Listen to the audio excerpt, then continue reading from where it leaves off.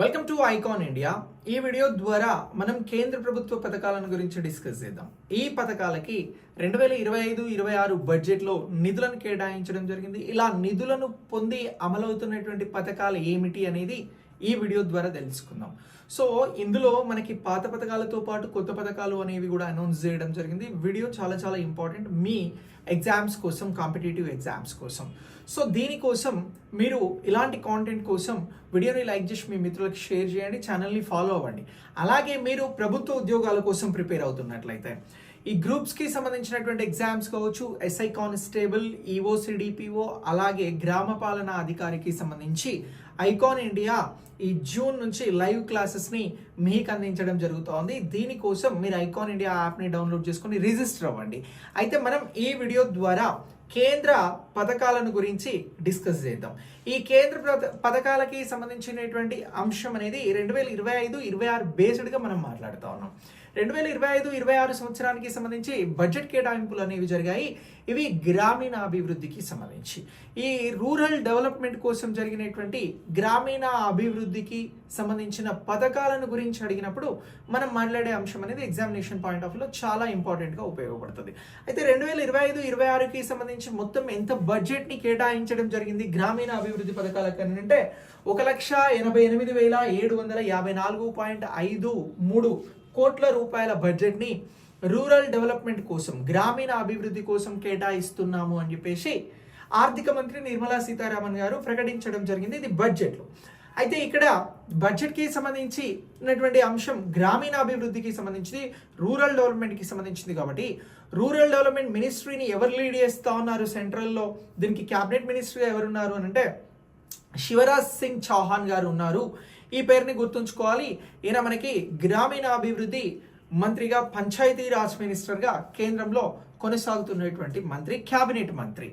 So ఇప్పుడు ఈ పెట్టినటువంటి బడ్జెట్ కేటాయింపుల ద్వారా గ్రామాలకి సంబంధించి మొత్తం ఇక్కడ 2.68 లక్షలకు సంబంధించిన గ్రామ పంచాయతీలకి, అలాగే 6.65 లక్షల గ్రామాల అభివృద్ధి కోసం ఈ బడ్జెట్ కేటాయింపులు చేస్తున్నాము అని చెప్పేసి ప్రకటించడం జరిగింది.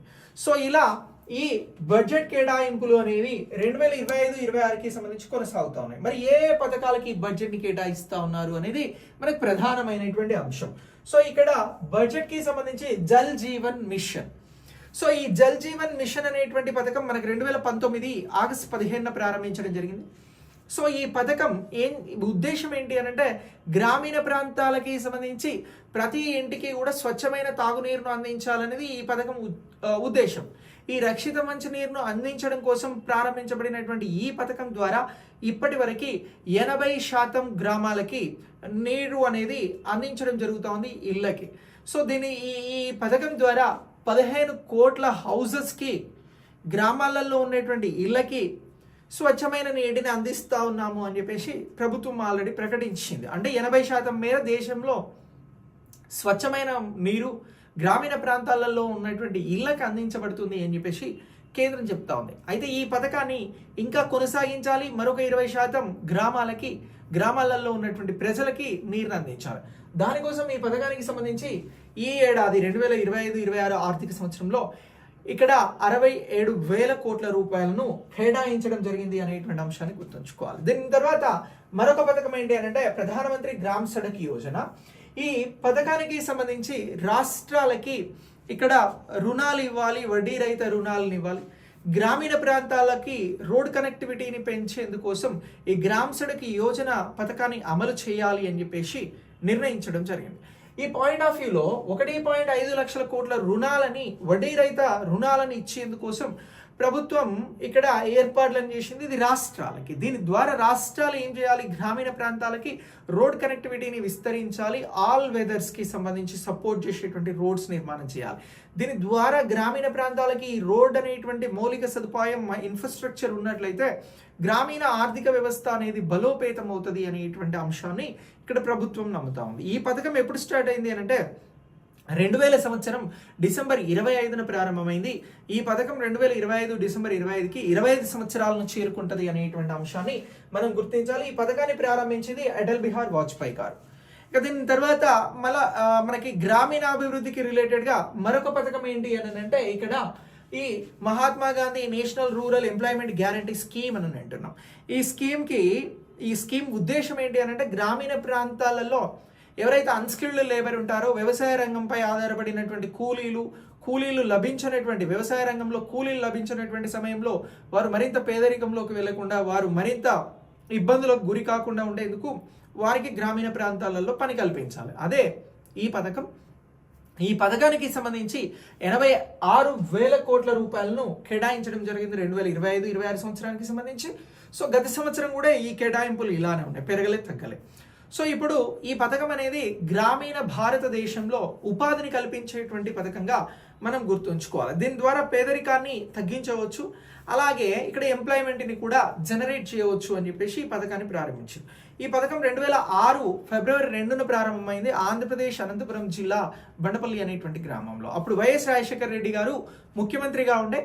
ఈ పథకానికి సంబంధించి ఎవరు ప్రారంభించారు అని అంటే ప్రధానమంత్రి మన్మోహన్ సింగ్ గారు ప్రారంభించడం జరిగింది. ఈ పథకం అమలుకు ఒక చట్టాన్ని తీసుకొచ్చారు.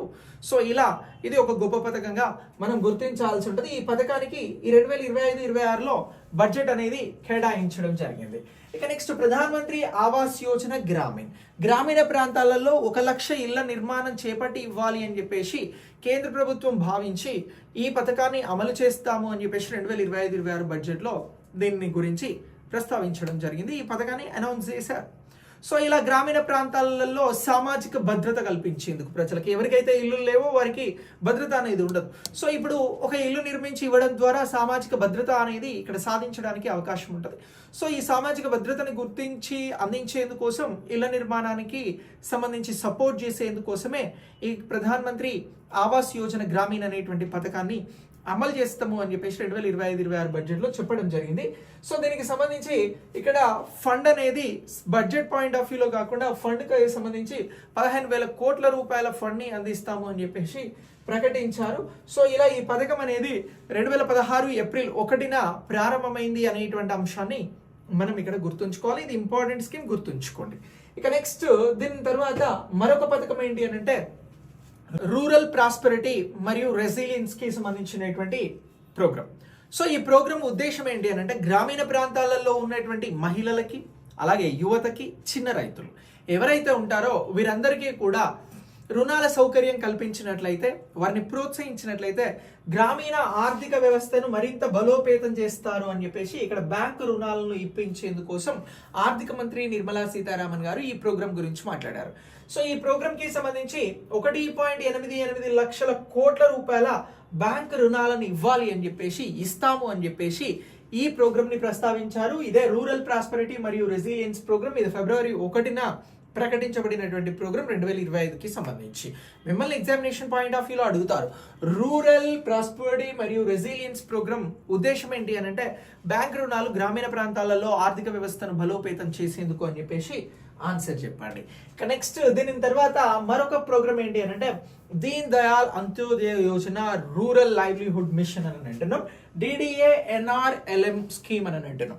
ఈ స్కీమ్ ఏదైతే ఉన్నదో ఇది గ్రామీణ ప్రాంతాలలో SHGలు అంటే సెల్ఫ్ హెల్ప్ గ్రూప్స్, స్వయం సహాయక బృందాలు, మహిళా సంఘాలకి సంబంధించి రుణాలను సబ్సిడీ తక్కువ వడ్డీ రేటుకి అందించడం ద్వారా మహిళలకి స్వయం ఉపాధిని కల్పించినట్లయితే వారు స్వయం ఉపాధిని పొందుతూ మరొక నలుగురికి వారి బిజినెస్ అవకాశాల మేర కల్పిస్తారు. దీని ద్వారా మహిళల ఆర్థిక భద్రత పెరుగుతూ ఉంటుంది. దీనితో పాటు ఈ గ్రామీణ ప్రాంతాలలో ఈ ఏదైతే ఆర్థిక అసమానతలు ఉన్నాయో అవి తగ్గుతాయి అనేటువంటి ఉద్దేశంతో ఈ పథకాన్ని అమలు చేస్తా ఉన్నారు. ఈ పథకం ఎప్పుడు ప్రారంభమైంది అని అంటే 2011 జూన్ 3న ప్రారంభమైంది. బ్యాంకుల ద్వారా రుణాలు అందించే కార్యక్రమం ఇది. గ్రామీణ అభివృద్ధికి సంబంధించి ఈ పథకం అమలవుతుంది అనేటువంటి అంశాన్ని ప్రస్తావించడం జరిగింది, ప్రకటించడం జరిగింది. ఈ విధంగా ఈ పథకం అనేది అమలవుతుంది అని చెప్పేసి గుర్తుంచుకోవాలి.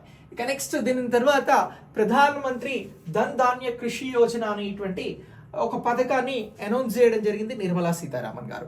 సో ఈ పథకం యొక్క ఉద్దేశం ఏంటి అని అంటే ఈ పథకం ద్వారా వ్యవసాయ అనుబంధ రైతులకి సంబంధించినటువంటి వారికి శిక్షణ అందించి సాంకేతిక అవగాహన అందించి దీంతో పాటు నిధులను అందించినట్లయితే గ్రామీణ ఆర్థిక వ్యవస్థను బలోపేతం చేయడంలో వ్యవసాయ రంగం, వ్యవసాయ అనుబంధ రంగాలు ముందుకెళ్తాయి అని చెప్పేసి భావించి ఈ ప్రోగ్రామ్ని అనౌన్స్ చేయడం జరిగింది నిర్మలా సీతారామన్ గారు, ఆర్థిక మంత్రి. అయితే ఈ ప్రోగ్రామ్ దేని రిలేటెడ్గా ఉంటుంది అని అంటే గ్రామీణ ప్రాంతాలకి రిలేటెడ్గా ఉంటుంది. ఎందుకంటే వ్యవసాయ అనుబంధ సంస్థలన్నీ కూడా మనకి ఎక్కువగా గ్రామీణ ప్రాంతాలను బేస్ చేసుకునే ఉంటాయి. సో కాబట్టి దీనికోసమే ఈ పథకం వచ్చింది, ప్రధానమంత్రి ధన్ కృషి యోజన. సో ఇలా ఈ గ్రామీణ ఆర్థిక వ్యవస్థ బలోపేతం కోసం ఇటీవల 2025-26లో ఏ పథకం వచ్చింది అని అంటారు. అప్పుడు అడిగితే మీరు చెప్పండి, ప్రధానమంత్రి ధన్ ధాన్య యోజన అనేటువంటి పథకాన్ని ఆర్థిక మంత్రి ప్రకటించారు. దీని ద్వారా రుణాలను, శిక్షణను, సాంకేతిక అవగాహన అందిస్తా ఉన్నారు అని చెప్పాలి. ఇక నెక్స్ట్ దీని తర్వాత స్వచ్ఛ భారత్ గ్రామీణ్ అని అంటున్నాం. స్వచ్ఛ భారత్ గ్రామీణ్ అనేది open defecation free, good sanitation గ్రామీణ ప్రాంతాలలో ఉండాలి. అలాగే మహిళలకి సామాజిక భద్రత ఉండాలి. దీనితో పాటు ఎలాంటి వ్యాధుల బారిన ప్రజలు పడకూడదు అని చెప్పేసి ఈ స్వచ్ఛ భారత్ గ్రామీణ్ కార్యక్రమాన్ని కొనసాగిస్తూ ఉన్నారు. సో ఇలా ఈ స్వచ్ఛ భారత్ గ్రామీణ్ కార్యక్రమం ద్వారా గ్రామాలలో మరుగుదొడ్లను ఏర్పాటు చేసుకునేటువంటి అవకాశాన్ని కల్పించడం జరుగుతూ ఉంది. సో దీనికోసం ఈ ప్రోగ్రామ్ రన్ అవుతా ఉంది. దీని ప్రస్తావన 2025-26 బడ్జెట్లో కూడా ఉన్నది. ఈ పథకం ఎప్పుడు ప్రారంభమైంది అని అంటే 2014 అక్టోబర్ 2న ప్రారంభమైంది. నరేంద్ర మోదీ గారు ఈ పథకాన్ని ప్రారంభించారు. సో ఇలా ఈ పథకాలన్నీ కూడా మన గ్రామీణ ఆర్థిక వ్యవస్థను బలోపేతం చేసేందుకు గ్రామీణాభివృద్ధి మంత్రిత్వ శాఖకు దాని పరిధిలో ఉన్నటువంటి పథకాలుగా ఈ పథకాలను గుర్తుంచుకోవాలి. ఈ పథకాలను గురించి 2025-26 బడ్జెట్లో ఏమైనా ప్రస్తావించారని అంటే ఈ అన్ని పథకాలను ప్రస్తావించడం జరిగింది అనేటువంటి అంశాన్ని మనం ఆన్సర్గా చేయాల్సి ఉంటుంది. సో ఇలా ఈ పథకాలకి సంబంధించిన సమాచారాన్ని అప్డేట్ చేసుకోండి ఎగ్జామినేషన్ పాయింట్ ఆఫ్ వ్యూలో. నెక్స్ట్ మీకు ఇలాంటి కాంటెంట్ కోసం ఛానల్ని ఫాలో చేసి పెట్టండి. ఎప్పటికప్పుడు నేను కాంటెంట్ అందిస్తూ ఉంటాను. Thanks for watching.